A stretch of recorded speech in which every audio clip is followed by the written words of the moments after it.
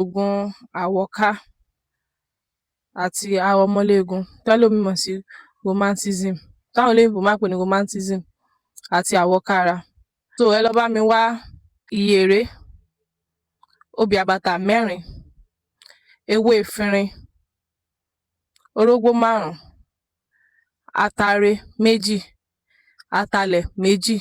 Ẹ wá lọ gbogbo ẹ̀ papọ̀, kẹ́ dà sínú omi ọsàn wẹ́wẹ́, kẹ́ máa mu bóyá síbí kan láàárọ̀, síbí kan lálẹ́, síbí kan láàárọ̀, síbí kan lálẹ́ fún ọmọ kékeré. Kágbàlagbà yẹn máa mu kọ́ọ̀pù sinap. Bóyá ẹ lọ́mọ SS ni ò tí gbogbo bọ́dì ń dùn tó feel pain tẹ́ kó máa sunkún ni, àbágbàlagbà ni. Ọmọ kékeré tó bá jẹ́ SS náà ní dàgbà. Ẹ lọ lo iṣẹ́ yìí, ẹ má yẹ ká sọ̀rọ̀ jù lórí ẹ̀, ẹ lọ dán wò. Wàhálà ó jẹ́ Ọlọ́run á dẹ̀ jẹ́ kó bá yín lára mu, tó à ń gbìyànjú ni. Ọlọ́run lọ́ba oníwòsàn, Ọlọ́run nìkan báyìí ló ní déédéé.